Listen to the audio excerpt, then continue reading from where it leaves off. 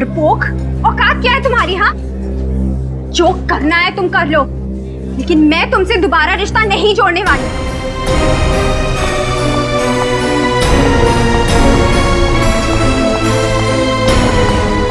चलो ताशा, घर चलते।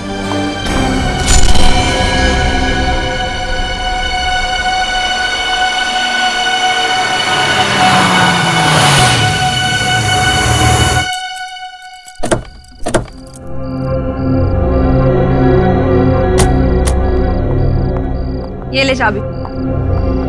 चल यार, इतना मूड क्यों अपसेट करके रखा है तूने? मधु, मधु तू फिक्र मत कर, सब कुछ ठीक हो जाएगा, थोड़ा सब्र कर। मैं नमित की हरकतों से ना परेशान हो चुकी हूँ। ऐसा कैसे कर सकता है मेरे साथ? पार्टी में सबके सामने कितनी बेइज्जती की उसने मेरी। ऐसे कैसे बात कर सकता है वो मेरे साथ? ताशा, मधु, मैं तेरा गुस्सा अच्छे से समझती हूँ, लेकिन तू ये भी तो सोच कि तुम दोनों का अभी तो ब्रेकअप हुआ है, थोड़ा टाइम पहले। हो सकता है कि वो बर्दाश्त ही नहीं कर पा रहा है कि तू उसकी गर्लफ्रेंड नहीं है अब। सारे लड़कों की ना यही प्रॉब्लम होती है। लेकिन आई एम टेलिंग यू ताशा, अगर आगे से उसने ऐसा कुछ भी करने की कोशिश की ना मेरे साथ, तो मैं बिल्कुल बर्दाश्त नहीं करूंगी। सीधे पुलिस कंप्लेन करने वाली हूँ मैं। अरे बाबा, नमित ऐसा कुछ करेगा ही नहीं, और अगर ऐसा कुछ करेगा नहीं तो पुलिस के पास तुझे जाने की जरूरत पड़ेगी नहीं। ओके, चल मैं सोने जा रही हूँ। आज पार्टी में बहुत डांस किया यार, बहुत थक गए। ताशा, हाँ मुझे ना तुझसे कुछ बात करनी थी। तो बोल ना, रुक क्यों गई? अभी नहीं, अभी काफी रात हो चुकी है, कल बात करते हैं। कोई बात तुझे परेशान कर रही है ना? नहीं नहीं ताशा, परेशानी वाली कोई बात नहीं है, बस तुम्हारी पेंटिंग को लेके बात थी। कल सुबह बात करते हैं। चल, गुड नाइट। Good night.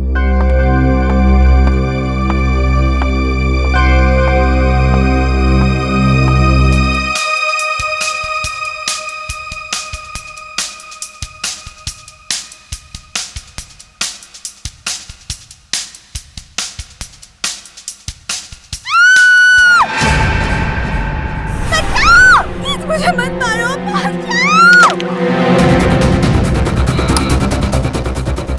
मधु, छोड़ो, मधु, मत मारो मुझे, प्लीज मुझे मत मारो, छोड़ो मुझे, छोड़ो, मधु, मत मारो मुझे, बचाओ, छोड़ो मुझे, मधु, कोई बचाओ, दरवाजा खोलो, बचाओ, मधु दरवाजा खोलो, बचाओ, मधु, कोई बचाओ।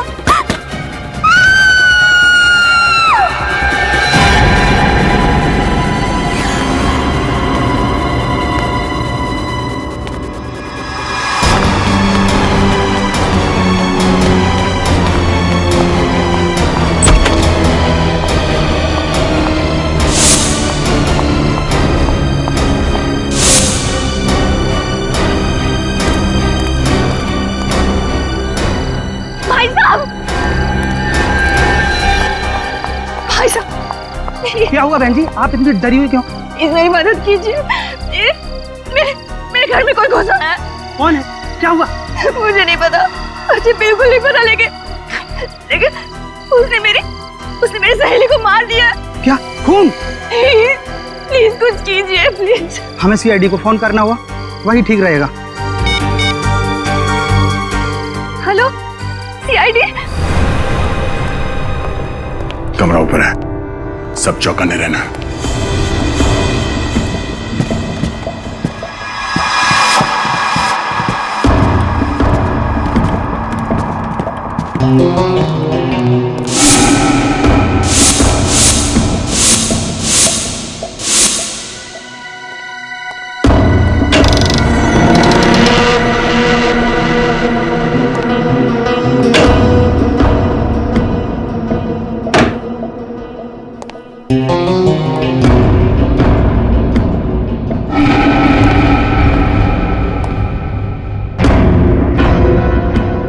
खिड़की और दरवाजा तो अंदर से बंद है।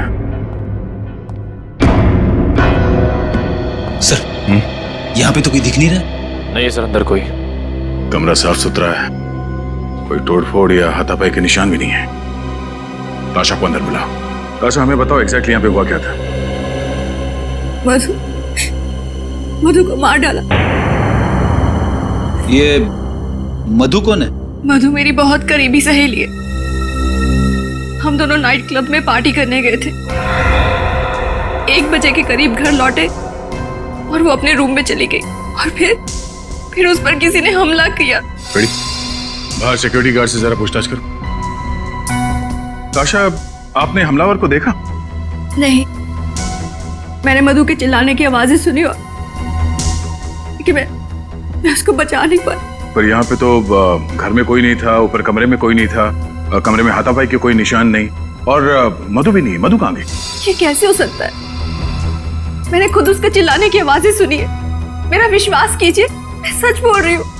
अच्छा, मधु पे हमला होने से पहले आपने किसी को घर में आते या जाते देखा? नहीं, मैं हेडफोन्स पहनकर म्यूजिक सुन रही थी।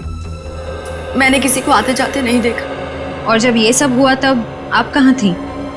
म्यूजिक सुनते सुनते मैं यहीं सोफे पर सो गई थी, लेकिन जब मधु के चीखने चिल्लाने की आवाजें सुनी तो मैं उसके कमरे की ओर दौड़ी चली गई, लेकिन दरवाजा अंदर से बंद था। दरवाजा बंद था? मगर जब हम अंदर गए तब तो कमरे का दरवाजा खुला था और कमरे में कोई भी नहीं था। ये कैसे हो सकता है? मैंने खुद उसके चिल्लाने की आवाजें सुनी, और अगर मधु कमरे में नहीं है तो फिर कहाँ है? अच्छा, आप दोनों के अलावा घर में कोई और भी रहता है? जी, एक लड़की और रहती है। कौन है वो और कहाँ है? आलिया, मैं, मधु और वो, हम तीनों रहते हैं। फिलहाल वो छुट्टियां मनाने के लिए मनाली गई हुई है। आपको किसी पे शक है? हाँ। किस पे? नमित पर। ये नमित कौन है? मधु का एक्स बॉयफ्रेंड। और उस पे शक की वजह? पार्टी में नमित और मधु का बहुत बड़ा झगड़ा हुआ था। नमित बहुत गुस्से में था। नमित कहाँ रहता, कुछ मालूम है आपको? जी, विंडफोर अपार्टमेंट्स, 10th फ्लोर। नमित और मधु की फोटो है आपके पास? हाँ है। गुड। निकले, काम करो, इस नमित के घर पे जाके पता करो। और श्रेया, नमित और मधु, इन दोनों की फोटो सारे पुलिस स्टेशन में भिजवा दो। सर। मधु की जान खतरे में है, उसे किसी भी हाल में बचाना होगा। सर, ये नमित तो बड़ा ही चालाक है सर। पहले इसने मधु को किडनैप किया और अब हमारे आने की भनक लगते ही भाग रहा है। पूर्वी बच के जाएगा कहाँ ही? एक बार हमारे हाथ लग जाए, इसकी बारात निकालते हैं। सर, वो तो केआर रोड की तरफ मुड़ गया। क्या? कितनी दूरी पे? सर, करीबन 100 मीटर। सर सिग्नल इसी तरफ बता रहा है, इसी रोड पर। सर, बस आगे। सर, यहाँ से राइट।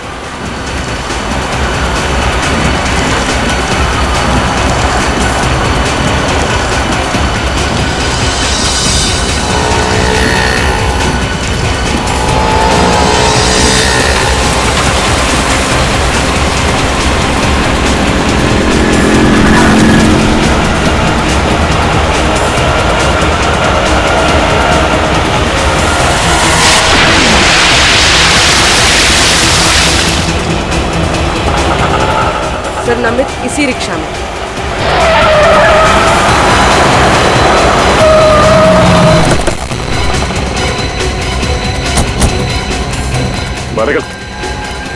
ये क्या बदतमीजी है?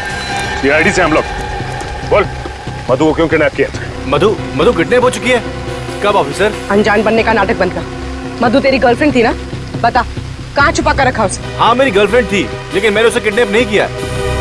तो फिर उसको पार्टी में चाकू दिखाकर धमकी क्यों दी तूने? बोल। हाँ, लेकिन मेरा विश्वास करो, मैं उससे सच्चा प्यार करता हूँ। हमारे बीच कुछ गलतफहमी हुई थी। और इसी गलतफहमी की वजह से तूने उसे किडनैप कर लिया। बोल, कहाँ छिपा के रखा है उसे? और उसके घर क्यों गया था तू? हाँ, मैं गया था, पिछले दरवाजे से गया था उसे समझाने के लिए, लेकिन वो घर पे नहीं थी। तो फिर चोरी से उसके घर में घुसने की क्या जरूरत है? पीछे के दरवाजे से? हाँ, क्योंकि ताशा मुझे पसंद नहीं करती है, इसके लिए मैं उसके सामने नहीं जाना चाहता था। तो ताशा ने तुझे देखा कैसे नहीं? घर के बाहर वो किसी आदमी से बात कर रही थी और मैं चुपके से निकल गया। मतलब तुम्हारे वहाँ जाने से पहले ही मधु गायब हो चुकी थी? हाँ सर, मैंने कुछ नहीं किया, मेरा यकीन करो। तो फिर तू भाग क्यों रहा था? मैं भाग नहीं रहा था, मैं तो मधु से मिलने नासिक जा रहा था, क्योंकि उसकी मम्मी डैडी नासिक में ही रहते हैं। आपको विश्वास न हो तो मेरा टिकट देख लीजिए सर।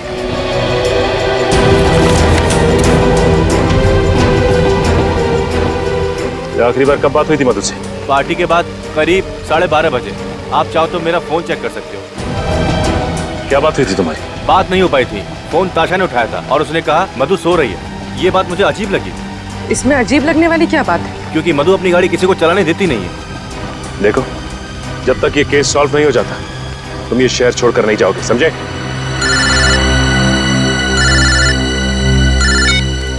हेलो? हाँ, क्या? कहाँ पे? ठीक है, हम लोग अभी पहुंचते हैं।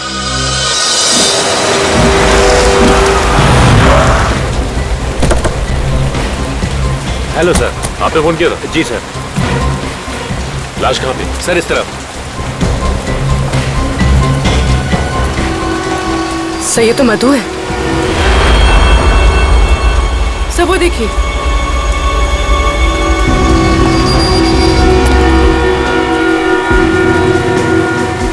सर ये चाकू, सर इतना सारा खून बाहर और यहाँ पर ये चाकू मिला है। इसका मतलब इस लड़की को यहीं मारा गया है। हो सकता है बुल्ले, ये चाकू तो आम चाकू है जो किचन में इस्तेमाल किया जाता है। सर हो सकता है खून ने ये चाकू मधु के घर से उठाया हो सकता है बुल्ले। एक काम करो, इस चाकू और लाश को फॉरेंसिक भिजवा दो।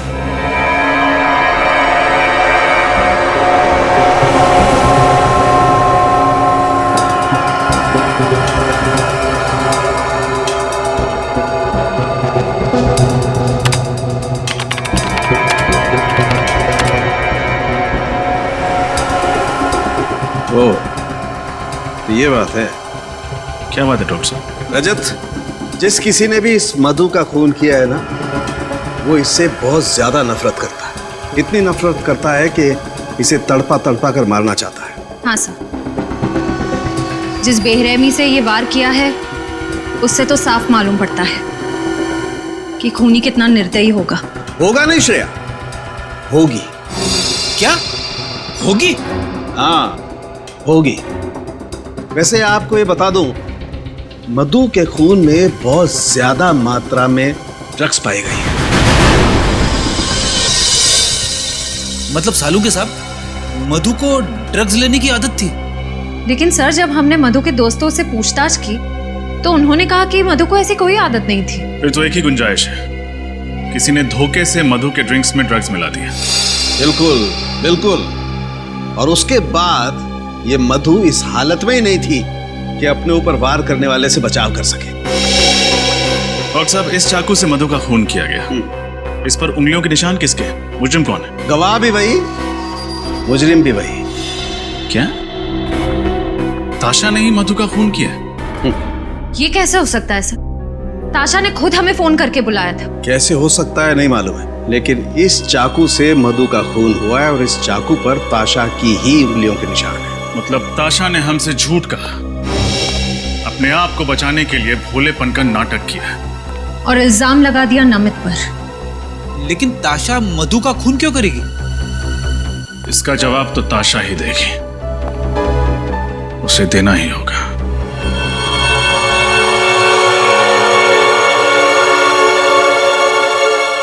ये सब क्या हो गया है? मधु को तो सब पसंद करते थे ना। सुदेश जी, मुझे नमित पर बहुत शक हो रहा है। इतना घिनौना काम उसके अलावा और कोई कर ही नहीं सकता। देखो, मधु के कातिल को पकड़ना सीआईडी की जिम्मेदारी है। तुम अपनी जिम्मेदारी पे ध्यान दो ना। आर्ट एग्जीबिशन को कामयाब करना तुम्हारी जिम्मेदारी है, उस पे कंसंट्रेट करो, समझी? अरे आप लोग यहाँ, कुछ पता चला क्या? हाँ, थोड़ा बहुत पता चला है, बाकी आपसे जानना है। आपकी तारीफ? जी, ये मेरे आर्ट टीचर हैं, मिस्टर सुदेश। मुझे पेंटिंग सिखाते हैं। क्या नमित पकड़ा गया? क्या उसने मान लिया कि मधु का खून उसने किया है? अब तो नाटक बंद कीजिए ताशा। हमें पता चल गया है कि मधु को आपने मारा है। खूनी नमित नहीं, आप हैं। वैसे मानना पड़ेगा, हमें गुमराह करने का प्लान अच्छा बनाया था आपने। खुद खून किया और खुद फोन करके हमें बुला लिया ताकि किसी को आप पे शक ना हो। ये झूठा इल्जाम है। भला ताशा मधु का खून क्यों करेगी? और मधु से ताशा की दुश्मनी क्या है? दुश्मनी की वजह तो ताशा ही बताएंगी। अब चुप रहने से कोई फायदा नहीं है ताशा जी। बताइए, क्यों मारा आपने अपनी सहेली को? मुझे यकीन नहीं हो रहा है, आप लोग मुझ पर शक कर रहे हैं। ठोस सबूत है हमारे पास। निखिल सर, ये वही चाकू है जिससे मधु जी का खून हुआ है। इस पर आपकी, ताशा जी आपकी उंगलियों के निशान है। ये कैसे हो सकता है? मैं क्यों मारूंगी मधु को? आपको हमारे साथ सीआईडी ब्यूरो चलना पड़ेगा। बताओ ताशा, क्यों मारा तुमने मधु को? मैं कितनी बार कह चुकी हूँ आपसे, मैंने मधु को नहीं मारा है। मैं सच कह रही हूँ। ठीक है, अभी पता चल जाएगा तुम सच बोल रही हो या झूठ। श्रेया, चलिए। ये सब क्या है? ये आप लोग क्या कर रहे हैं मेरे साथ? आपका सच कितना सच है ये पता लगा रहे हैं। बैठिए।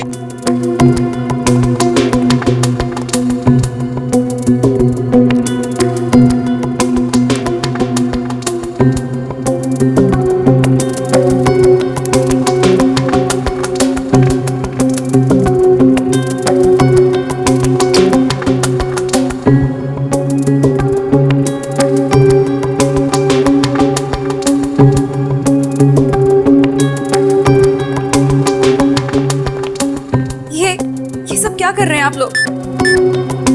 ताशा, हम तुम्हारी पॉलीग्राफ टेस्ट करेंगे। इस टेस्ट से सच और झूठ का फर्क पता चलता है।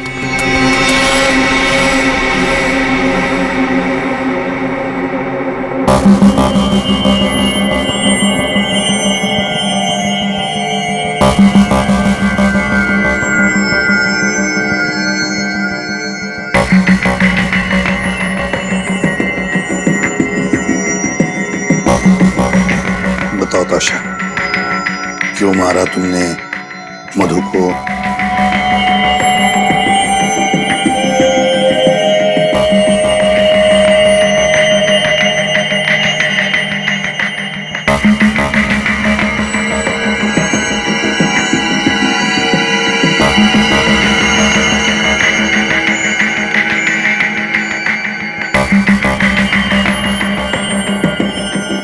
क्या तुमने वाकई मधु को नहीं मारा? मारा या नहीं मारा?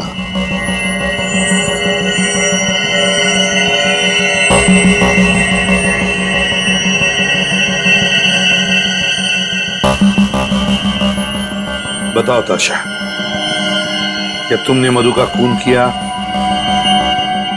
नहीं, मैंने मधु को नहीं मारा।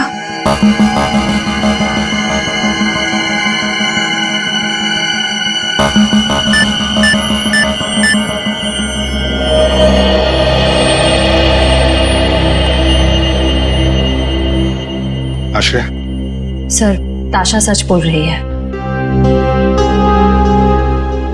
जाने दो इसे। सर, इस टेस्ट ने तो और भी उलझा दिया। अब क्या करें? हाँ सर, अजीब बात है, सारे सबूत इसके खिलाफ हैं, फिर भी ये बेकसूर है। ये कैसे हो सकता है सर? सचिन, कॉलोनी के वॉचमैन ने बताया कि ये दोनों मतलब ताशा और मधु रात के 1 बजे एक साथ लौटी। हाँ सर, और ताशा ने हमें तकरीबन 1:30 बजे फोन किया। एग्जैक्टली। मतलब सर, ताशा के पास सिर्फ आधे घंटे थे मधु का खून करके वापस आने के लिए। ताशा ने फोन किया हमें रात के 1:30 बजे। अब मधु की लाश जहां पर मिली है वो ताशा के घर से 20 मिनट की दूरी पर मिली, तो आने जाने में ताशा को आने जाने में 40 मिनट लगने चाहिए। ये आने जाने में 40 मिनट? तो फिर सर, आधे घंटे में ताशा ने अपने घर से फोन कैसे किया होगा? एग्जैक्टली, आधे घंटे में फोन कैसे किया होगा, है ना? इसका एक ही मतलब है कि कोई तो है जो ताशा को फंसाने की कोशिश कर रहा है मधु के खून के जुर्म में।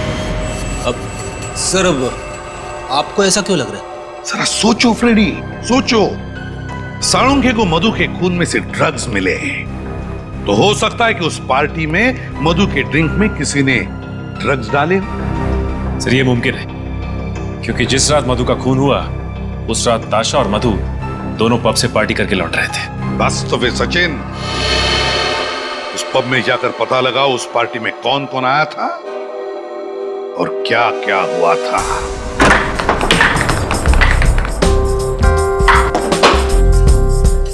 क्या बात है, सीआईडी यहाँ? कहीं कोई परमिशन का पंगा तो नहीं है?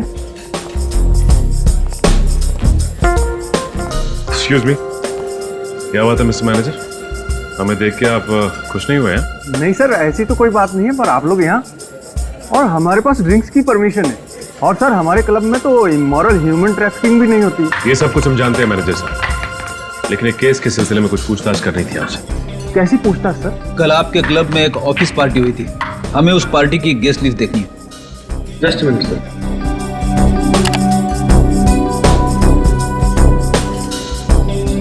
ये लीजिए सर, ये उस पार्टी गेस्ट लिस्ट।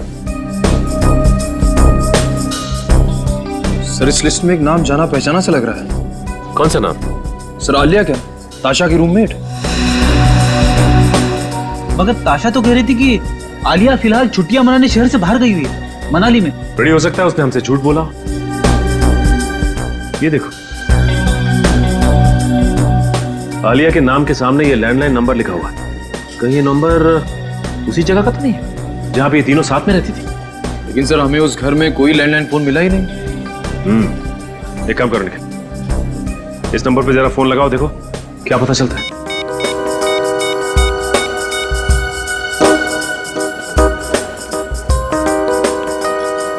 सर ये नंबर सेवा में नहीं है। नंबर सेवा में नहीं है? कोई बात नहीं निखिल, टेलीफोन एक्सचेंज से पता करते हैं कि ये आलिया रहती कहाँ है।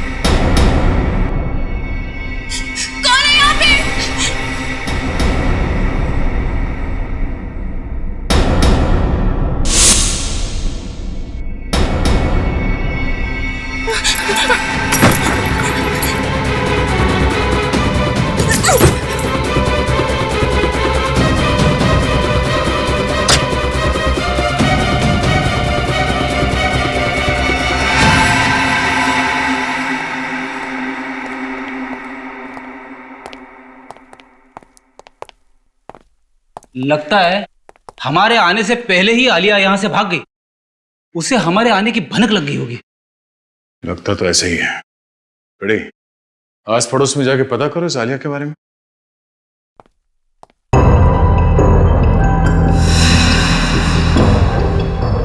आलिया,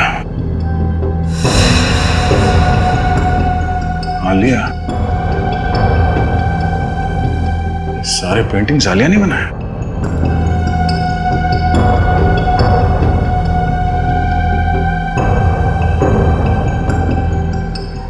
सर मैंने पड़ोस के मकान में रहने वाली एक औरत से पूछा, वो भी आलिया को नहीं जानती।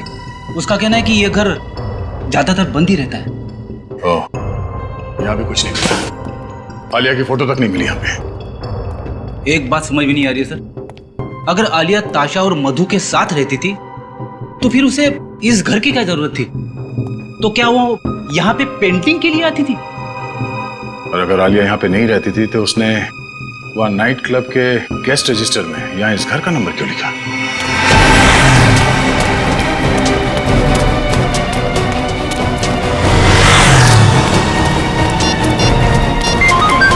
ताशा का फोन? हाँ ताशा, मुझे बहुत डर लग रहा है, कोई मुझे मार देगा। देखिए आप डरिए मत, आप जहाँ पर हैं वहीं रुकिए, हम अभी पहुँच रहे हैं। हाँ ठीक है।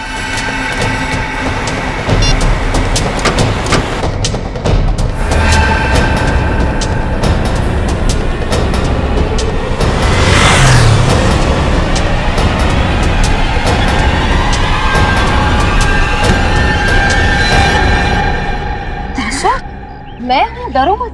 अच्छा हुआ आप आ गए, अगर आप नहीं आते तो आज न जाने मेरे साथ क्या हो जाता। देखिए शांत हो जाइए, कुछ नहीं होगा आपको। आपको इतनी चोट कैसे लगी? चलिए हमारे साथ। कहाँ? हॉस्पिटल। और कहाँ? चलो। लेकिन अगर खूनी मुझे मारने के लिए वहाँ पे आ गया तो? घबराइए मत, कुछ नहीं होगा आपको। हॉस्पिटल में आपकी सुरक्षा का पूरा इंतजाम किया जाएगा। आइए चलिए, आइए। ड्रेसिंग का सामान लेके आओ। हेलो डॉक्टर साहब, ताशा की तबीयत कैसी है अब? इनकी हालत बहुत खराब थी, इसलिए पहले मैंने इनको नींद का इंजेक्शन दे दिया है।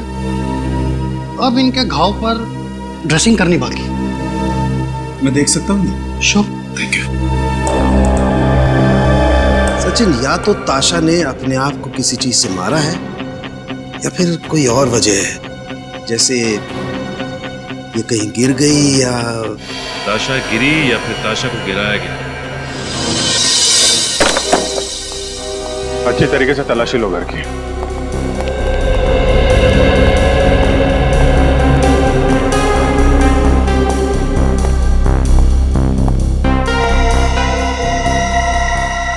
ये ताशा को पेंटिंग जमा करने का शौक था?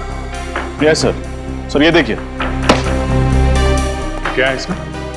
ताशा के पेंटिंग स्कूल के सर्टिफिकेट्स हैं, लेकिन किसी भी सर्टिफिकेट में डी ग्रेड से अच्छा ग्रेड नहीं मिला है। इसका मतलब ताशा कुछ खास पेंटिंग्स नहीं बनाती थी। सर ताशा की मेडिकल रिपोर्ट्स और ये डॉक्टर का प्रिस्क्रिप्शन। और सर शायद ये दवाइयाँ भी ताशा की हैं। Doctor Shekhar psychiatrist? ताशा को दिमाग की बीमारी थी। डॉक्टर शेखर से मिलना पड़ेगा। डॉक्टर शेखर, आपकी एक पेशेंट है, मिस ताशा, याद है आपको? ताशा? बिल्कुल, लेकिन बात क्या है? कुछ प्रॉब्लम है उसे? ऐसा ही कुछ समझ लीजिए डॉक्टर साहब। वैसे डॉक्टर साहब, ताशा को बीमारी क्या है? Split personality disorder. एक ही इंसान में दो रूप। पिछले 1 साल से मैं उसका इलाज कर रहा हूँ और बीच में उसकी हालत काफी अच्छी होने लगी थी, लेकिन क्या डॉक्टर साहब? पिछले 3 महीनों से उसका मानसिक संतुलन कुछ ज्यादा ही बिगड़ता जा रहा है। उसे फिर से दौरे पड़ने लगे हैं और वो अपने आप को आलिया समझने लगी है। क्या? आलिया? जी हाँ, ताशा का काल्पनिक रूप। क्या मतलब आलिया नाम की कोई लड़की है ही नहीं? ये ताशा की कल्पना है? जी हाँ। डॉक्टर साहब, आप कह रहे थे कि पिछले 3 महीनों से ताशा की हालत और भी खराब होती जा रही है, क्यों? यही तो मुझे भी समझ में नहीं आ रहा है, क्यों? क्योंकि ताशा पिछले 3 महीनों से वही दवाइयाँ खा रही है जो पिछले 1 साल से खाती आ रही है। तब तो डॉक्टर साहब ये भी मुमकिन है कि आप गलत दवाइयाँ देकर ताशा की बीमारी का फायदा उठा रहे हैं। भला मैं अपने पेशेंट के साथ ऐसा क्यों करूंगा? मैं डॉक्टर हूँ, कोई क्रिमिनल नहीं। डॉक्टर साहब, अगर आपकी दवाई खाकर ताशा की तबीयत खराब हुई है तो आपकी तबीयत खराब होने में भी ज्यादा वक्त नहीं लगेगा।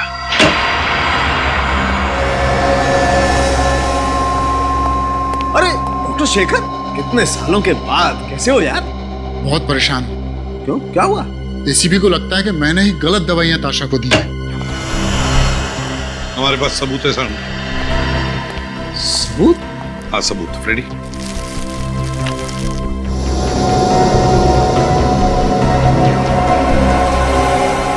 ये दवाइयां हमें ताशा के घर से मिली और ये सारी दवाइयां डॉक्टर शेखर ने प्रिस्क्राइब की है। लेकिन बॉस, जो व्यक्ति स्प्लिट पर्सनैलिटी का शिकार होता है उसे यही दवाई दी जाती है। इसमें कुछ गलत नहीं किया इसने। मान लिया ना सालुंखे, मगर मुझे शक है कि इन कैप्सूल्स में कुछ और ही है। ऐसा कैसे हो सकता है? चेक कर लो। ठीक है, मैं चेक करता हूं।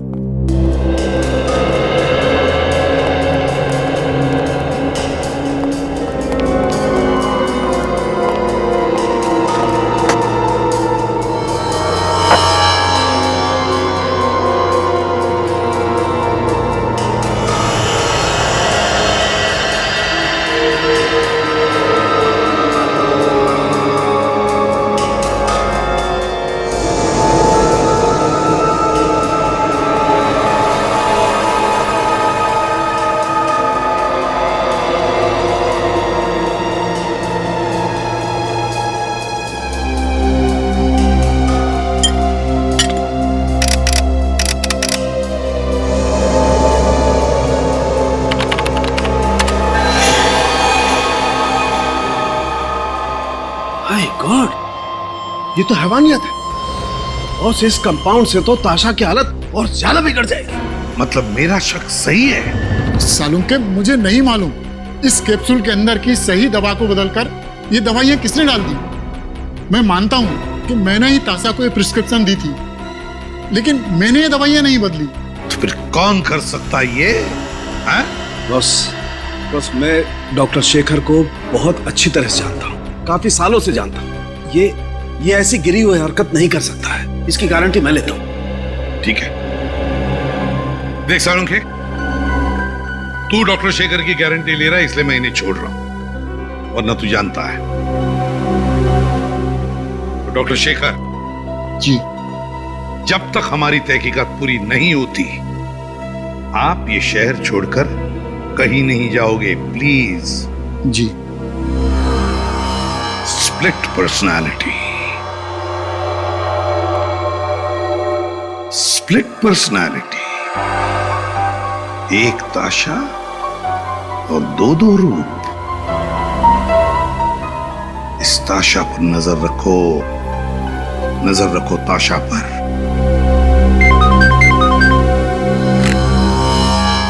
एसीपी प्रद्युमन, क्या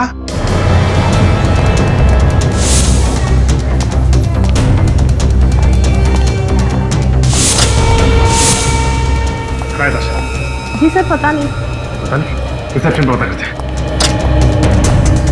डॉक्टर साहब, ताशा कहाँ है? वो अचानक से कहीं चली गई, इसीलिए मैंने आपको फोन किया। अचानक कहाँ गायब हो सकती है? आप में से किसी ने देखा उसे? सर, मैंने देखा है। ताशा काले रंग के कार में बैठकर चली गई। ठीक है, पार्किंग लॉट से उस गाड़ी वाले का नंबर लेते हैं। शायद ताशा जिस गाड़ी में से भागी वो गाड़ी कहाँ पर है, कुछ पता चला? नहीं सर, हाईवे पुलिस या चेक पोस्ट से अभी तक कोई खबर नहीं आई। कोई तो है जो ताशा की बीमारी का फायदा उठा रहा है। और सर, ये जो कोई भी है ताशा के बहुत करीब है और उसे अच्छी तरह से जानता है। हाँ, एग्जैक्टली। सर, ताशा जिस गाड़ी में से भागी है उस गाड़ी का पता चल गया सर। वो गाड़ी उसी के नाम पे रजिस्टर है। गाड़ी ताशा के नाम पर ही रजिस्टर है, तो फिर खूनी शायद उसी गाड़ी में ताशा को लेकर गया होगा। वैसे भी सर, खूनी गलत दवाइयां देके ताशा को सम्मोहित कर रहा था, और उसी की बात सुनकर ताशा हॉस्पिटल से भागी भी होगी। मगर कौन हो सकता है ये? कौन कर सकता है ये सब? नहीं, ये सुदेश तो नहीं? सुदेश? हाँ, सुदेश, वही चित्रकार, वो पेंटर जो ताशा और आलिया को पेंटिंग सिखाता था। सर, वही जो ताशा की हमेशा तरफदारी करता रहता था। हाँ, वही ताशा के आसपास ही तो रहता था, और वो ताशा की बीमारी के बारे में भी जानता था, और ये भी जानता था कि ताशा अपनी दिमाग की बीमारी के लिए इलाज करवा रही है। सचिन, एक काम करो, उस डॉक्टर को फोन करो जो इलाज करा रहे हैं। सर,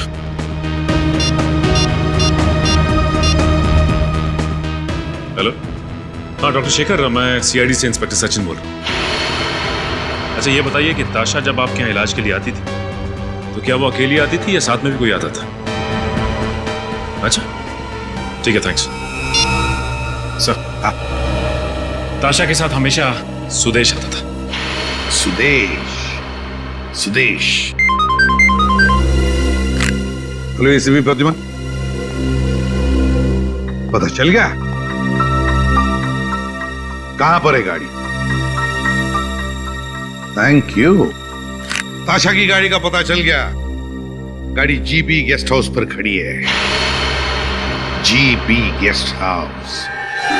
तुम क्यों हॉस्पिटल से मुझे यहाँ लेकर आए हो? क्या चाहते हो तुम?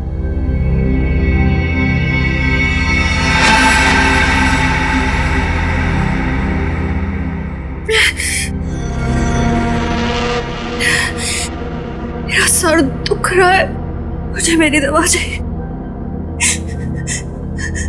मुझे मेरी दवा।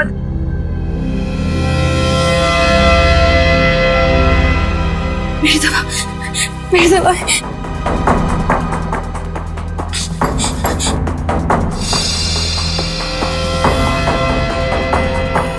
यही दवाई खाती हो ना तुम?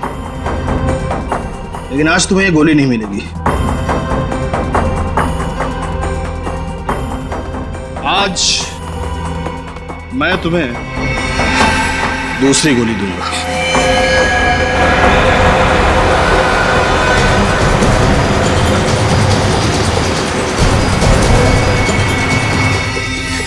मुझे मत मारो, मुझे जाने दो प्लीज। मुझे जाने दो, नहीं तो मैं तुम्हें सीआईडी को सब कुछ बता दूंगी। इसीलिए मैं तुम्हें मारना चाहता हूं, क्योंकि तुम सीआईडी को सब कुछ बता दोगी।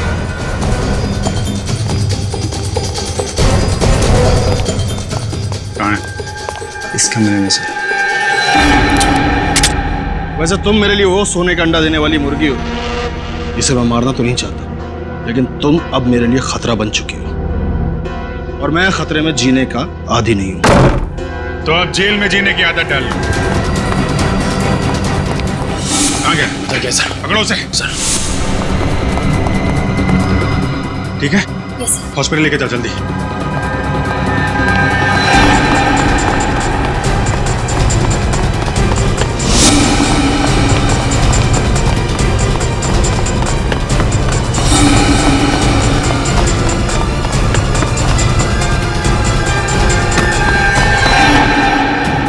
कहाँ भाग रहे हैं?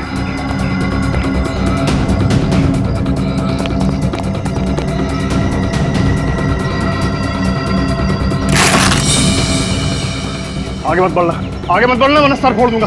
आगे मत बढ़ना।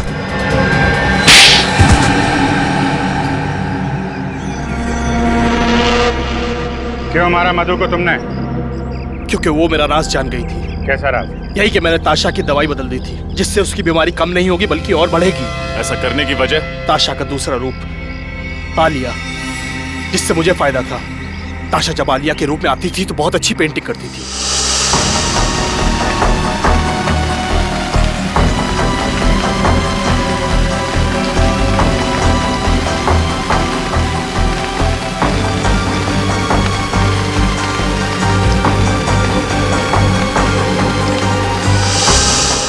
जिसे मैं बेचकर लाखों रुपया कमाता था। ताशा को स्प्लिट पर्सनालिटी की बीमारी है, ये तुम्हें कैसे पता चला? एक दिन उसके सर में दर्द उठा और मैं उसे डॉक्टर के पास लेकर गया। तब मुझे उसकी स्प्लिट पर्सनालिटी के बारे में पता चला। लेकिन ताशा को तुम पे शक नहीं हुआ? नहीं, बिल्कुल नहीं। ताशा को मैंने यकीन दिला दिया था कि मधु आलिया उसके साथ रहती है। बहुत लंबी जीवन रेखा है ना तुम्हारी। काफी लंबा समय गुजारना पड़ेगा तुम्हें जेल की सलाखों के पीछे, अगर फांसी नहीं हुई तो।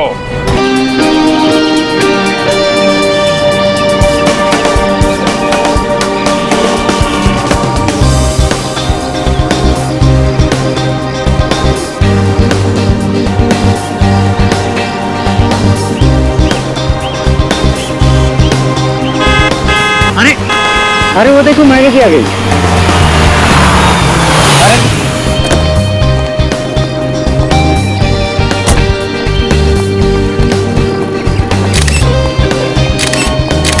Thank you. मैम कैसा लगा आपको घूमने? मैम हमने सुना है कि आप घूमने के लिए स्विट्जरलैंड गई थी। बिल्कुल ठीक सुना है आपने। काम करते करते काफी थक गई थी तो सोचा टहल कर आ जाओ। शेखर जी की नई फिल्म का म्यूजिक लॉन्च है, इस बारे में कुछ कहना चाहती हैं ma'am? I wish Shekhar all the very best. भगवान करे कि उनकी बाकी फिल्मों की तरह यह फिल्म भी सुपरहिट हो और वो अपनी अगली फिल्म में मेरे साथ करे। आपने उनके साथ बहुत ही हिट फिल्में दी है, पर इस फिल्म में उन्होंने आपके जगह एक नई एक्ट्रेस को कास्ट किया है, तो आपको दुख तो हुआ होगा। इसमें बुरा मानने वाली क्या बात है? शेखर को लगा होगा कि शायद उस रोल में एक नई लड़की अच्छी तरीके से फिट हो सकती है। That's it. But I am sure Shekhar के पास अगर मेरे लायक कोई स्क्रिप्ट होगी तो वो मुझे बताने में झिझकेंगे नहीं। सुना है सुपरस्टार रविंद्र कुमार के साथ बहुत ही जल्द आप शादी करने वाली हैं। No personal question please. Thank you.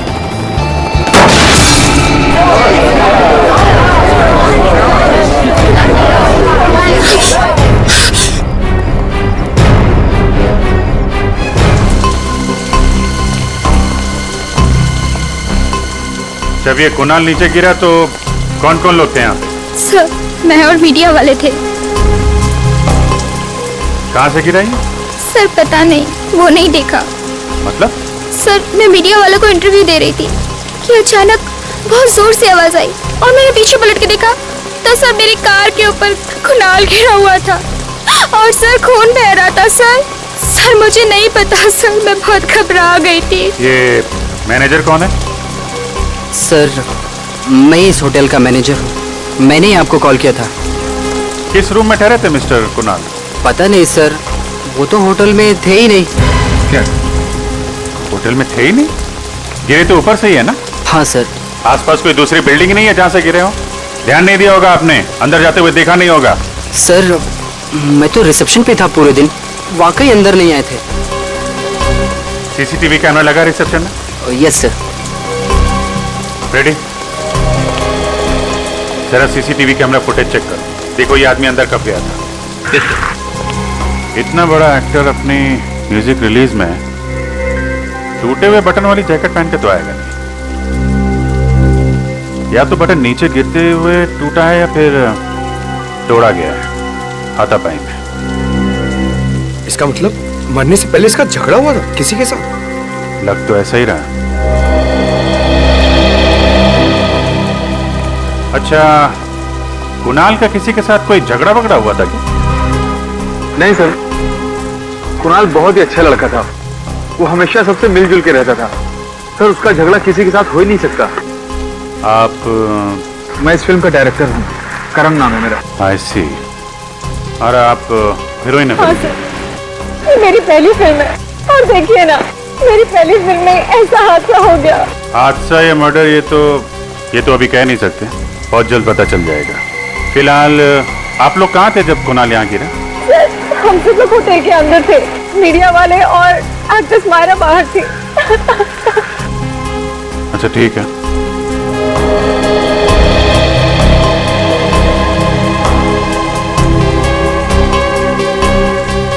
जिस तरीके से ये कार की छत हिचकी हुई है, काफी इम्पैक्ट है, मतलब ये काफी ऊंचाई से गिरा है।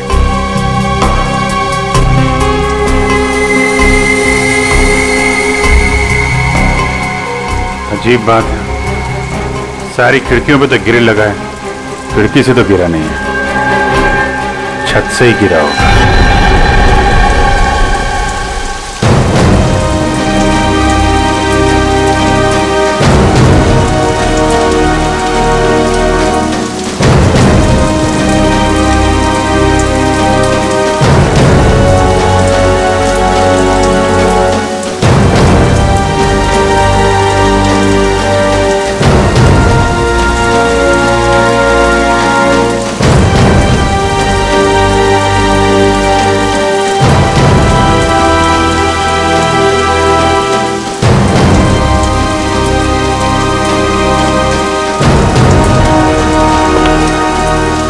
सर होटल के सारे कमरे चेक कर लिए, दिक्कत कहीं भी ये नहीं लगता है कि कुणाल वहां से कूदा है। छत पे भी हाथापाई के कोई निशान नहीं है और टूटा हुआ बटन भी नहीं दिख रहा है। सर कुणाल होटल में आया ही नहीं था। होटल में आया नहीं? नहीं सर, मैंने पिछले 7 दिन का सीसीटीवी फुटेज चेक किया है, कुणाल होटल में आया ही नहीं था। ये कैसे हो सकता है? सर ये भी तो हो सकता है कि कुणाल होटल आया हो और खूनी ने उसका सीसीटीवी फुटेज मिटा दिया हो। कहीं होटल में कोई काम करने वाला तो खूनी नहीं है। सर ये भी हो सकता है कुणाल भेष बदल के इस होटल में आया हो, फिर यहाँ से उसने कूद के आत्महत्या कर ली। होने को तो कुछ भी हो सकता है।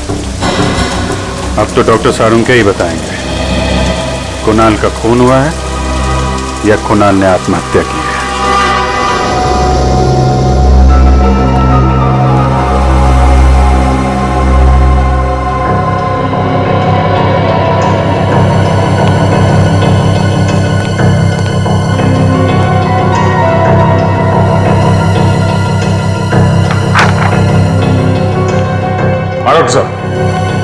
कुछ पता चला? हाँ दया, मौत तो इसके ऊपर से गिरने की वजह से ही हुई है, लेकिन ये आत्महत्या नहीं है, ये एक खून है। खून है? हाँ। मतलब इसे ऊंचाई से फेंका गया? हाँ दया। सर जरूर ये चोट खूनी के साथ हाथापाई के दौरान आई होगी। एग्जैक्टली सचिन, इसे ये चोट तब आई जब किसी ने इसके सर पर बाईं तरफ वार किया किसी भारी चीज से, शायद इसे बेहोश करने के लिए। हाँ सर, क्राइम सीन पर हमें इसकी शर्ट का एक बटन भी तो नहीं मिला था। हाँ पूर्वी, हाथापाई के दौरान टूट गया होगा और जैसे ये बेहोश हो गया खूनी ने इसे ऊपर से धक्का दे दिया। पर इसे धक्का दिया तो दिया कहां से?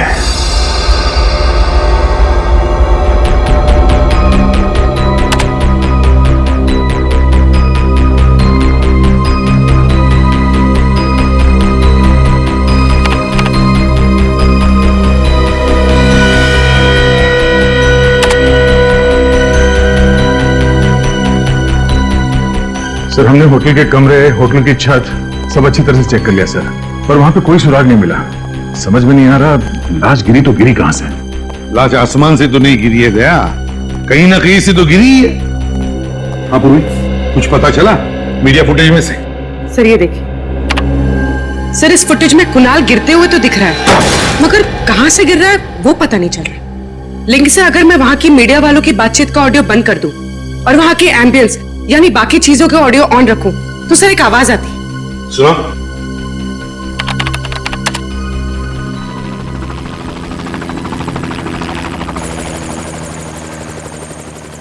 सर ये कैसी आवाज है? देखते हैं फ्रेडी, पता करते हैं। फिर से सुनो।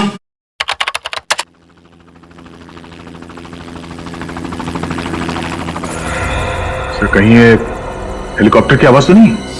मुझे भी यही लगता है, ये हेलीकॉप्टर की ही आवाज है। तो मतलब है कुणाल को हेलीकॉप्टर से नीचे फेंका गया? मीडिया इवेंट के दौरान हेलीकॉप्टर उड़ा होगा और उसी में से कुणाल को नीचे गिरा दिया गया होगा। पूरी काम करो, पता लगाओ उस इवेंट के दौरान कितने हेलीकॉप्टर की उड़ान भरी थी और किसने बुक किया था। सर इस सब में दो चीजें सामने आती है। एक ये कि खूनी अमीर और बहुत ही पहुंचा हुआ आदमी है, हेलीकॉप्टर बुक करना किसी आम आदमी के बस की बात नहीं है। और दूसरा ये कि कुणाल खूनी को अच्छी तरह से जानता होगा, तभी तो वो हेलीकॉप्टर में बैठने के लिए राजी हो गया। सर जिस वक्त कुणाल को फेंका गया उसकी कुछ ही देर बाद उन्नति मैदान में एक हेलीकॉप्टर क्रैश हो गया सर। क्या? उन्नति मैदान में हेलीकॉप्टर क्रैश हो गया? तुम्हें दया कहीं वही हेलीकॉप्टर तो नहीं जिसमें से कुणाल को फेंका गया? हाँ पता नहीं सर कैसे हुआ है, समझ में नहीं आ रहा है। अभी तक कोई आया क्यों नहीं? इंश्योरेंस प्रीमियम के लिए तो दौड़ कर आते हैं। सर लगता है वो लोग आ गए।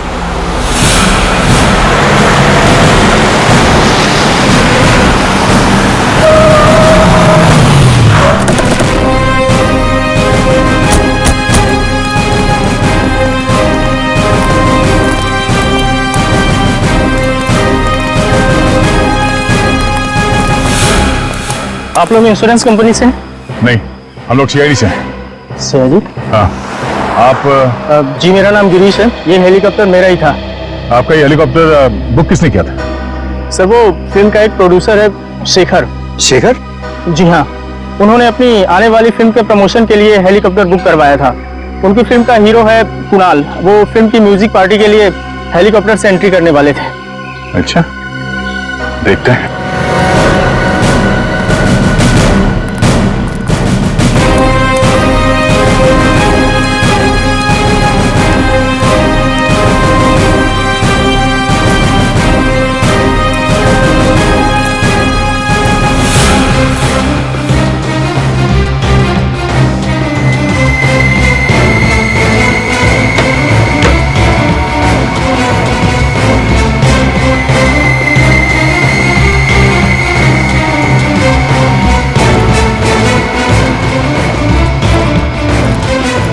अरे सुनिए, हेलीकॉप्टर के अंदर कोई लाश मिली? नहीं सर। सर कहीं कुणाल ने हेलीकॉप्टर से कूद के आत्महत्या तो नहीं कर ली? नहीं पंकज, डॉक्टर सालुंके ने बताया कि ये मर्डर है। जरूर कुणाल के साथ कोई ना कोई था हेलीकॉप्टर में जिसने उसे पहले मारा, बेहोश किया और फिर हेलीकॉप्टर से बाहर फेंक दिया, और शायद पैराशूट से वो बाहर निकल गया। सर कहीं ये सारा किया तरह शेखर का तो नहीं? सर वो हमें होटल में भी नहीं मिला था।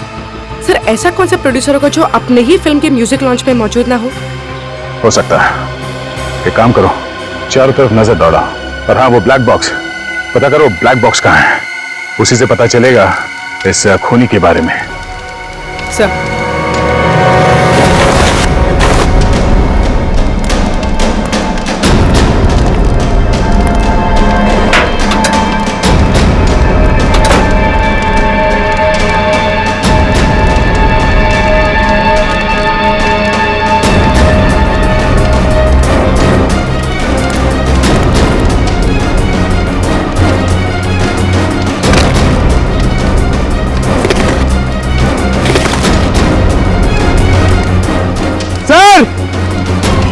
सर जल्दी आइए।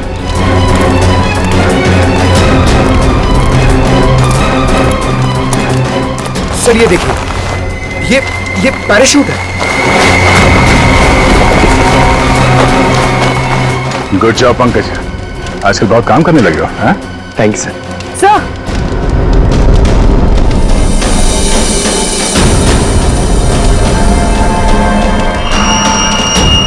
पेंडेंट शायद खूनी का हो सकता है, और खूनी शायद शेखर भी हो सकता है।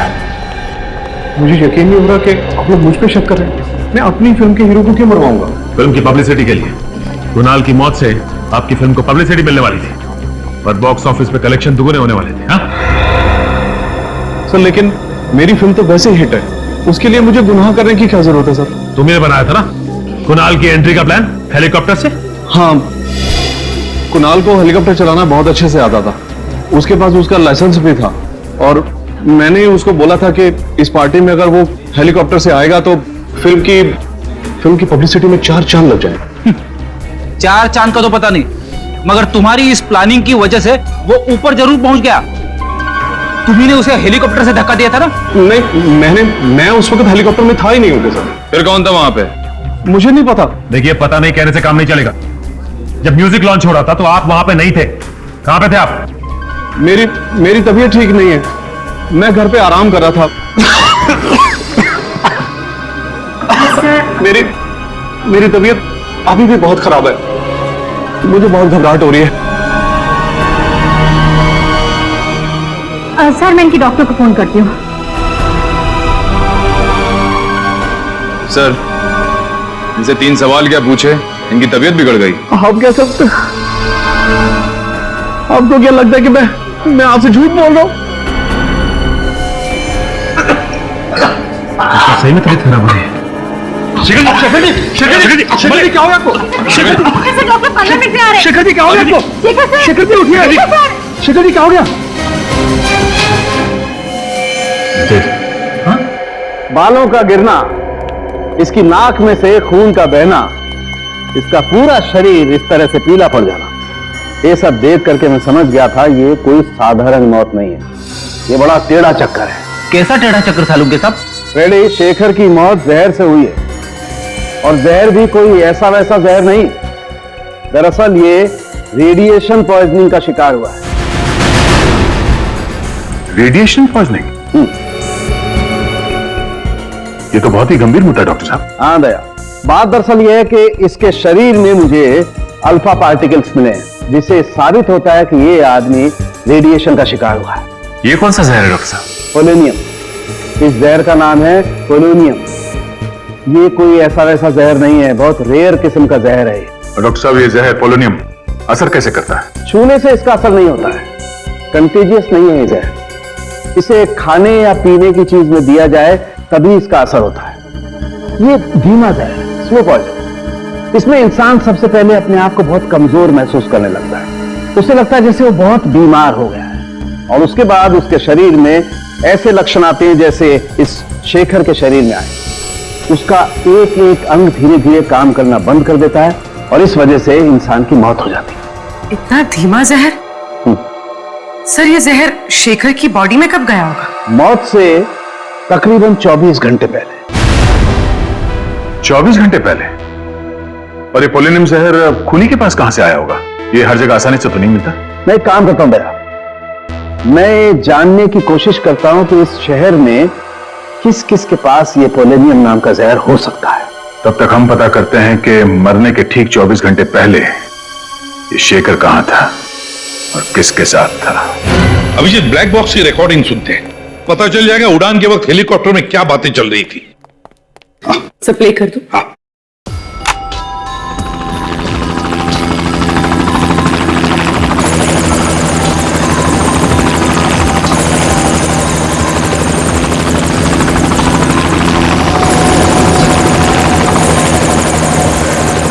शेखर के साथ ऐसा किया? मुझे यकीन नहीं आ रहा है।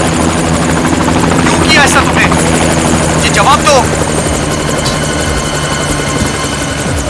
सर, ये तो कुणाल की आवाज है। हाँ अभिजीत, लगता है कुणाल को पता चल गया था कि खूनी ने शेखर को जहर दिया था। शायद इसीलिए खूनी ने कुणाल को हेलीकॉप्टर से धक्का दे दिया और फिर खुद पैराशूट बांध के कूद गया। सर, जरूर ये कुणाल या शेखर के आसपास का ही आदमी है।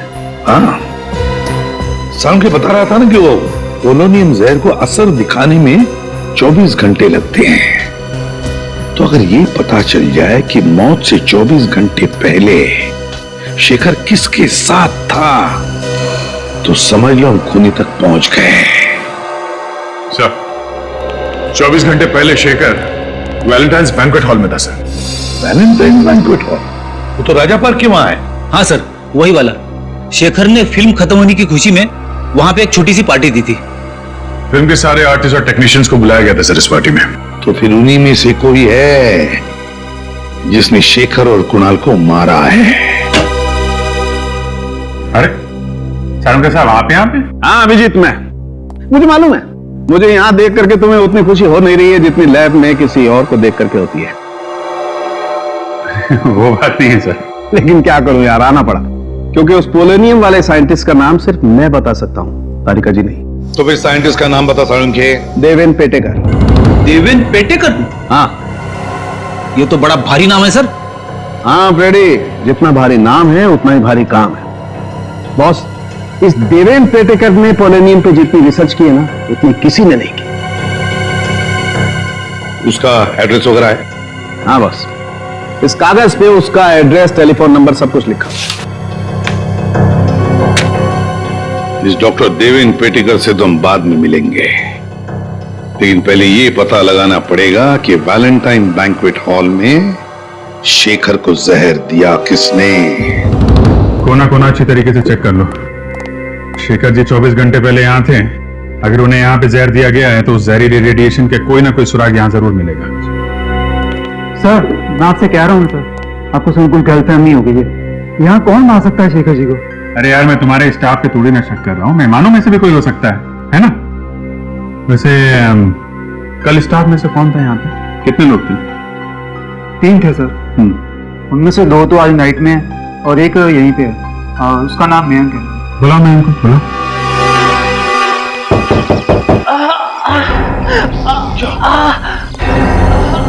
सर, यहाँ से किसी के कराने की आवाज आ रही है। कई साइंटिस्ट की जान खबर में तो नहीं है। देख पा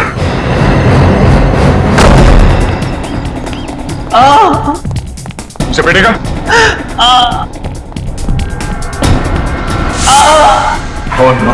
सचिन, बोल भाई, क्या हुआ? अब ठीक तो है? मेरी लेबोरेटरी। क्या हुआ आपकी लेबोरेटरी? हाँ सर, एक आदमी काफी देर तक शेखर जी से बातचीत कर रहा था। अच्छा, क्या क्या बात कर रहा था? कुछ सुना आपने? अरे यार सुनो, सीआईडी की मदद करोगे तो कोई तकलीफ नहीं होगी। ओके, बताओ। सर, वो विनती कर रहा था कि शेखर जी की आने वाली फिल्म की रिलीज डेट आगे बढ़वा दे, नहीं तो उसका बहुत बड़ा नुकसान हो जाएगा। अच्छा, था कौन ये आदमी? नहीं सर, मैं नहीं जानता वो आदमी कौन था। तो शेखर जी ने क्या कहा? शेखर जी हंसने लग गए और बोले खाना जरूर खाकर जाना, अच्छा बना है। और रहा सवाल फिल्म की रिलीज डेट आगे बढ़वाने का, तो वो तो आगे नहीं खिसकाएंगे। अच्छा, कहीं शेखर जी की मौत की वजह फिल्म की रिलीज डेट तो नहीं है? शेखर जी की मौत के बाद तो शायद उसकी फिल्म भी वक्त पर रिलीज ना हो पाए। इससे आपकी फिल्म का बहुत फायदा होगा ना। देखिए, किसी की चिता के आग पे रोटियां सेकी नहीं जाती। शेखर जी बहुत ही सीनियर थे और फिल्म इंडस्ट्री के एक नामी गिरामी प्रोड्यूसर थे वो। उनके जाने के बाद फिल्म इंडस्ट्री को जो आघात पहुंचा है उसको शब्दों में बयान करना नामुमकिन है। तो हम मुमकिन कर देते हैं मिस्टर राजेश, शेखर के खूनी की दास्तान सुनाकर। सीआईडी वाले आज यहाँ कैसे आ गए? देखिए प्लीज अभी आप लोग बाहर जाइए, हम आपको बाद में जवाब देंगे। शेखर जी का खून क्या है? आप लोग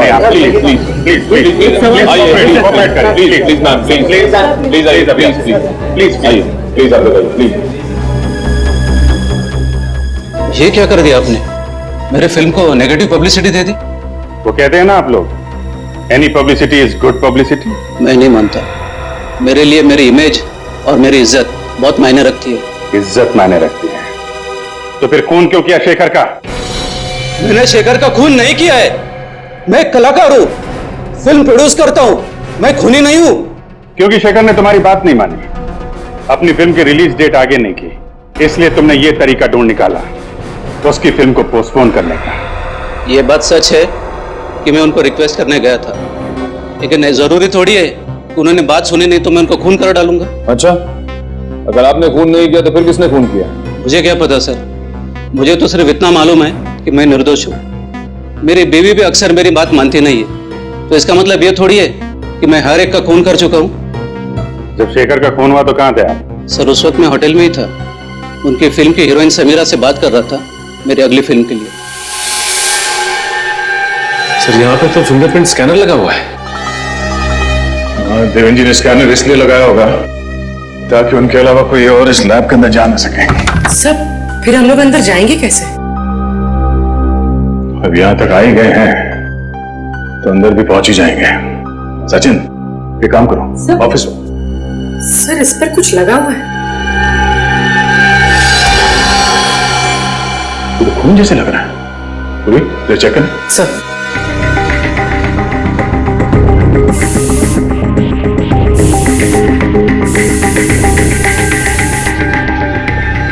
सर ये तो खून ही है। यहाँ पे खून कैसे लगा?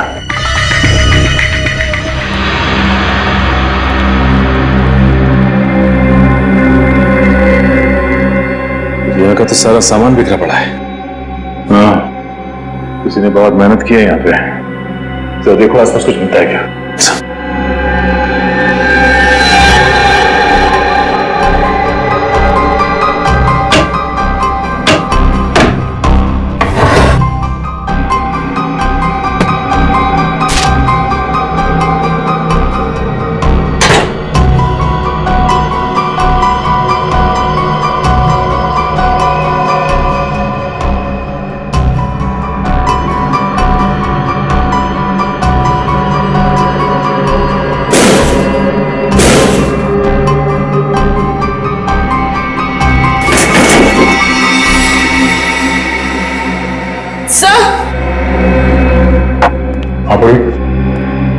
सर इसमें से एक बोतल गायब है। गायब है? पोलोनियम जहर इसीलिए तो चुराया गया है। सर ये देखिए, खून की बूंद गिरी हुई है। देवेंद्र की कटी हुई उंगली तो हमें लैब के बाहर मिली थी, तो फिर ये खून यहाँ कैसे है? सर कहीं ये खून खूनी का ही तो नहीं है? अगर ये खून खूनी का है तो वो ज्यादा देर हमसे बच नहीं पाएगा।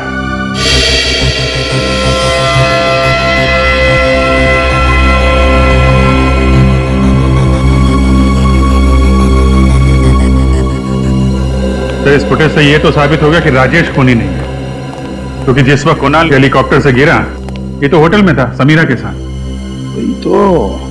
ये तो कोई बाहर का ही है, खूनी कोई बाहर का ही है, पर कौन? वो जो कोई भी है, उसे हंटिंगटन नाम की बीमारी। क्या? हंटर? हंटर नहीं फ्रेडी, हंटिंगटन। ये तुझे लेबोरेटरी में मिले खून की डीएनए से पता चला है ना? हाँ बस, लेकिन सिर्फ इतनी जानकारी मिली है, इसका क्रिमिनल डाटाबेस में कोई रिकॉर्ड नहीं मिला है। कोई बात नहीं, पूर्वी इंटरनेट से चेक करो, देखो इन दोनों फिल्मों से जुड़े हुए किस आदमी को हंटिंगटन डिजीज है। सर सालू के साहब ये बीमारी क्या होती है? ये एक न्यूरोलॉजिकल डिसऑर्डर होता है फ्रेडी। इसमें इंसान की मसल का कोऑर्डिनेशन बिगड़ जाता है। ये बहुत रेयर बीमारी है, अधिकतर मिडिल एज के बाद ही शुरू होती है। सब मिल गया सर। सर इसका नाम नंदन कुमार है। सर ये एक राइटर है और इसने कुछ फ्लॉप फिल्में लिखी हैं। 2 साल पहले ये शेखर के पास अपनी एक कहानी लेकर गया था, पर शेखर ने इसकी कहानी ठुकरा दी। और जब नंदन को पता चला कि शेखर उसी की कहानी पे फिल्म बना रहा है, तो उसने शेखर पे कोर्ट केस कर दिया, लेकिन वो हार गया था सर। और ये वही वाली फिल्म है सर, 555 घंटे, जिसका म्यूजिक लॉन्च हुआ था उस दिन। इसका मतलब है दया, हमारा खूनी मिल गया। सर एक टाइम था जब मैं भी राइटर बनना चाहता था। मैं कविताएं लिखना चाहता था, लेख लिखना चाहता था, शायरियां लिखना चाहता था। अरे यार लिखते फिर ये यहाँ सीआईडी में क्या करने आ गए? पता नहीं सर। सर मगर दोनों में ना बहुत सिमिलैरिटी है। अच्छा?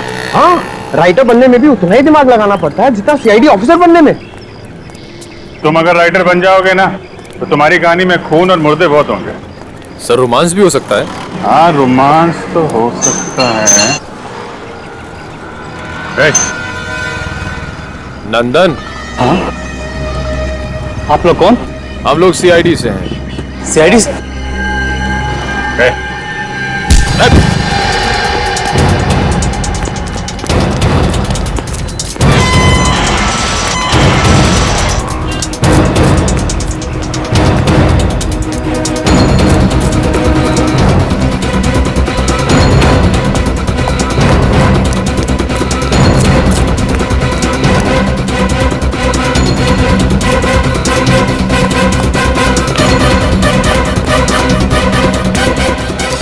सर उस तरफ तो नहीं मिला। इतनी जल्दी भाग नहीं सकता, यहीं कहीं छुप के बैठा होगा।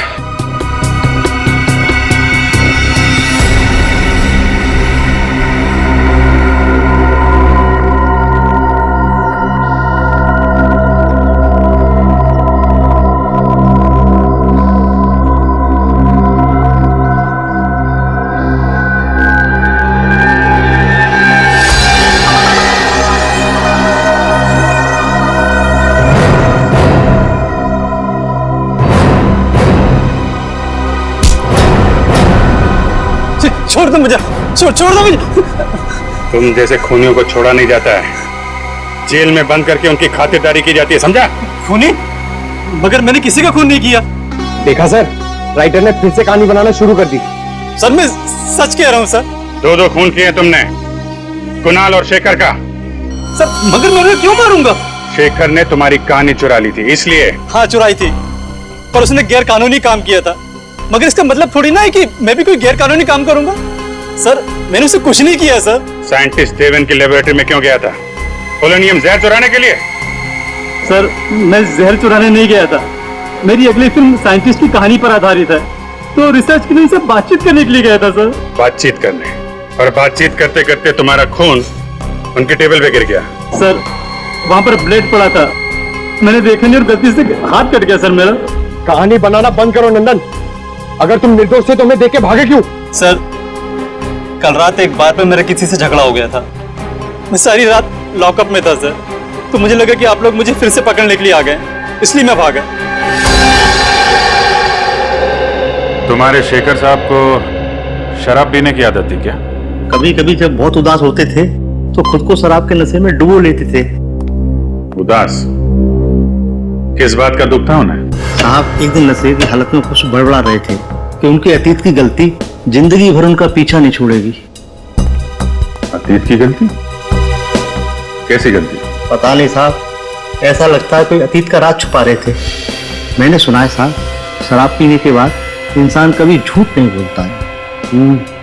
सुना तो मैंने भी ऐसा।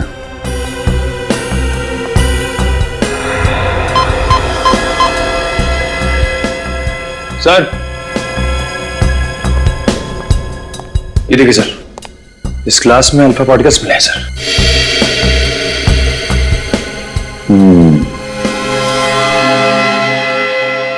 मतलब शेखर को जहर घर में ही दिया गया है, शराब में मिला के।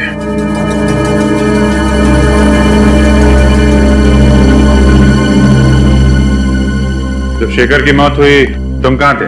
साहब उस दिन काम जल्दी खत्म हो गया था, मैं शाम को ही घर चला गया था। कितने बजे? ये कोई करीब 6:30 पौने 7 बजे। सर! हाँ पंकज? सर ये देखिए, यहाँ पे कुछ गड़बड़ है। निकालो।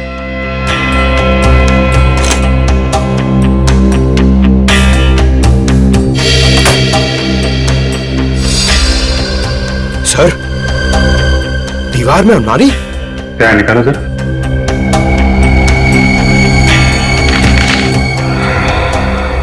ये देखिए, चिट्ठियां छुपा के रखी हैं। शेखर, लता, लता, किसी लता ने इस शेखर को चिट्ठियां लिखी हैं। कहीं शेखर के अतीत का राज इन चिट्ठियों में तो नहीं छुपा है। कुछ पता चला इन चिट्ठियों में से? हाँ सर, काफी पुरानी चिट्ठियां हैं, 20 साल से भी ज्यादा पुरानी। इतनी पुरानी चिट्ठियां आदमी तभी संभाल के रखता है ना जब उसका कोई इमोशनल कनेक्शन हो, इनके साथ कोई लगाव हो। हाँ सर, यहाँ भी प्यार का ही मामला है। ये लता उन दिनों छोटी मोटी एक्ट्रेस हुआ करती थी, दोनों आपस में प्यार करते थे सर, मगर ये शेखर पहले से शादीशुदा था। कई बार लता को वादा किया था उसने कि अपनी बीवी को डिवोर्स दे देगा, लेकिन ऐसा किया नहीं। शायद लता इसी बात से दुखी थी।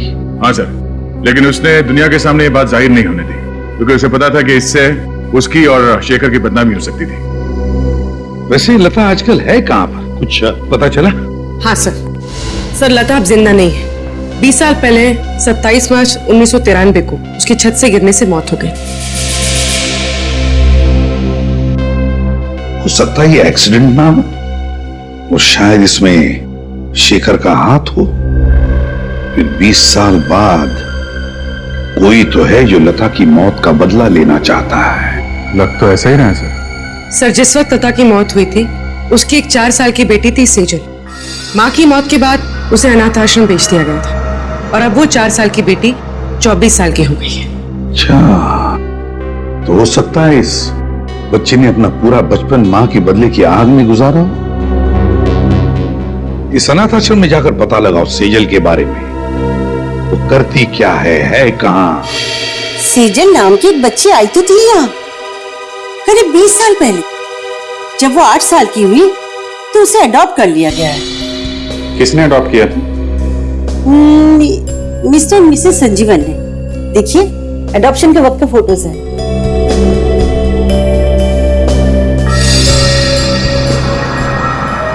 ये देखा? क्या सर? सेजल के गले में पेंडेंट। अरे हाँ सर, ये तो ठीक वैसा ही पेंडेंट है जो हमें हेलीकॉप्टर की क्रैश साइट पे मिला था। एग्जैक्टली, हमारा शक सही निकला। सेजल का इस केस से लेना देना जरूर है। रहती कहाँ है ये सेजल?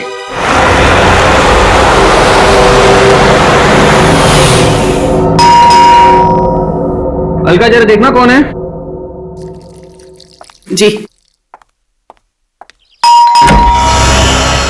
जी कहिए। माजी, हम लोग सीआईडी से हैं। सीआईडी से? क्या बात है? अंदर आने के लिए नहीं कहेंगे? ओह सॉरी, आइए। Thank you. सुनिए, सीआईडी वाले आए हैं। सर, क्या हुआ? दरअसल हमें सेजल के बारे में कुछ बात करनी थी। क्या किया सेजल ने? हमें शक है कि सेजल ने खून किया। क्या? ये आप क्या कह रहे हो? सेजल किसी का खून नहीं कर सकती। तो सेजल को बुलाइए, हम उसी के मुंह से सुनना चाहते हैं। है घर पे? जी, वो घर पे नहीं है, उसका फोन आया था, वो थोड़ी देर के बाद आएगी। सीआईडी की गाड़ी मेरे घर पे?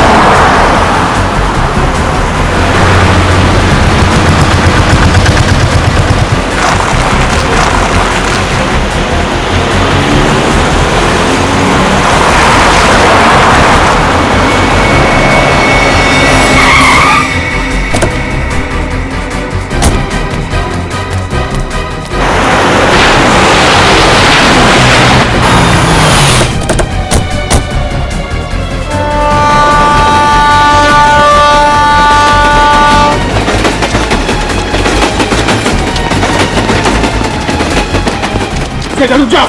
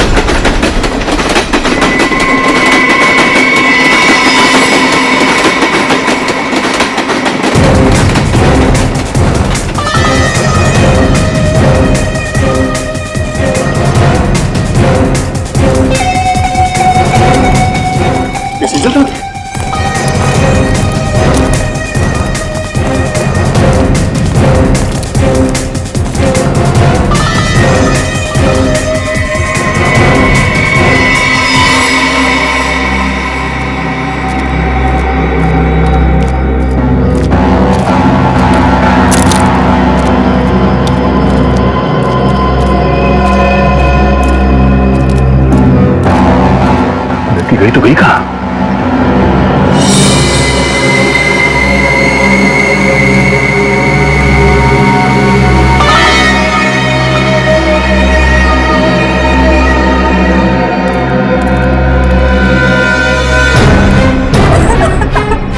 बस बहुत भाग ले, अब जरा अपना मुखड़ा तो दिखा दे।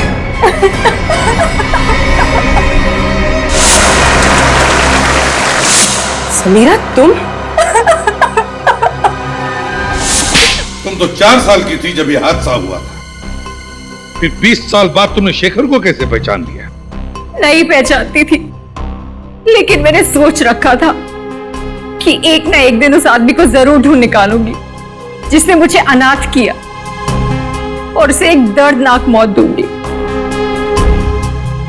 मैंने पोलोनियम के बारे में कहीं पढ़ा था कि एक धीमा जहर है और सोच लिया था कि इसी से शेखर को मारूंगी। पर शेखर को ढूंढा कैसे तुमने? मैंने उसे नहीं, उसने मुझे ढूंढा। वो अपनी फिल्म के लिए एक हीरोइन की तलाश कर रहा था जिसके जरिए वो मुझ तक पहुंच गया। अच्छा, तो इत्तेफाक से उसके घर में तुमने तुम्हारी मां ने लिखी हुई चिट्ठियां पढ़ ली और तुम समझ गई कि तुम उस खूनी तक पहुंच गई हो, है ना? हाँ, मैंने उसी दिन से उसे मारने का प्लान बना लिया था। और जब कुणाल को पता चला कि तुमने शेखर को जहर देके मारा है तो तुमने उसे भी मार दिया, है? हाँ, बिल्कुल परफेक्ट प्लान था मेरा। पहले होटल पहुंच के मीडिया के सामने तस्वीरें खिंचवाई और उसके बाद वहां के फायर एग्जिट से निकल गई। किसी ने देखा भी नहीं मुझे और हेलीकॉप्टर तक कुणाल के पास पहुंच गई और वहां से निकल गई। माना कि तुम्हारी जिंदगी मुश्किलों से भरी रही, लेकिन इसका मतलब ये नहीं कि बदले के लिए तुम खून पर खून किए जाओगे। 2 खून किए तुमने, तुम्हें तो शायद फांसी ही होगी। इस तरह के और भी एपिसोड देखने के लिए हमारे चैनल को सब्सक्राइब करें और बेल आइकन दबाना ना भूलें।